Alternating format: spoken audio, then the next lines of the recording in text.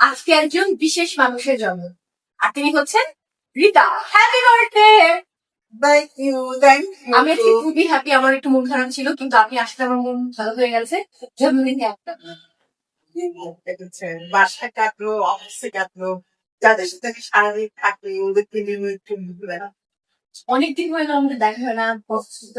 মিলিয়ে আমি আস্তে আস্তে খবর করছি এবং আই ভাব যে আমি এক মাস মধ্যে আমি ফিল হয়ে যাবো। আমিও তাই মিস করি। শোন, হ্যাঁ, আজকে জন্মদিন ছিল, মনে হলো তোর সাথে দেখা করি। সারাদিন মোটামুটি কাটালাম, ফ্যামিলি, অফিস সব কিছু। তারপরে সত্যি তোর সাথে কথা বলার পরে আমার মনটা পুরো পাগল মারা হয়ে গেল। মনে হলো যে না, আমার বউকে আজকে দেখতে যেতে হবে। তারপর আমি চলে আসলাম, আসবো আসবো চিন্তা করি। আজকে বললাম আজকে কোনো ভাবেই মিস করবো না। আমার মৌ সোনাটাকে দেখে তারপর আসলাম। I love you, I love you so I much. love you, I love you. আমি ভাবছিলাম, আপনি আমাকে বলছিলেন না, একটা ভিডিও দেখলাম এই ড্রেসেই ছিল। হ্যাঁ হ্যাঁ হ্যাঁ। হ্যাঁ, জন্মদিনে কখনো প্রদীপ জ্বালানো বা প্রদীপ জ্বালানো তো যায় না, না। আমি যেটা আমার যেটা মনে হয় যে আমরা আলো মানে কি, আলো মানে পজিটিভ এনার্জি। তো আমরা কি করি, জন্মদিনে কেকের উপর অনেকগুলো মোমবাতি দেই, তারপরে ফু দিয়ে সব নিভিয়ে ফেলি, তারপরে কেক কাট।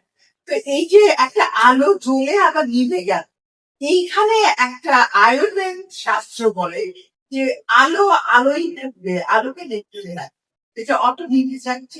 বাট আমরা নিভিয়ে কেক কাটি, এইখানে কোথায় যেন একটা নেগেটিভিটি তাহলে তো আমি মোমবাতি না নিদিও আমি কেক কাটতে পারি। হ্যাঁ, কোনো দরকার আমরা নেই। কেক কাটবো। আমরা মোমবাতি রাখবোই না। আমাদের কাছে অনেক খাবার আছে, রিতা অনেক অনেক খাবার নিয়ে এসেছে। So, আমরা কেক কাটবো, কিন্তু সেটা আমরা কাউকে দেখাবো না, আসলেই তাই। আমি তুই শুধু আমার জন্য একটা জিনিস ফিস করবি। আমি মনে করি যতদিন বেঁচে আছি, হ্যাঁ। কর্মেই শক্তি, কর্মেই মুক্তি। আমি যেন এইভাবে কাজ করে দিই। আপনি আপনার এক্সট্রা ইনিংস খেলতে খেলতে অনেক করে এইভাবেই যেন আমি 100 এখন আমাদের খাওয়ার সময়।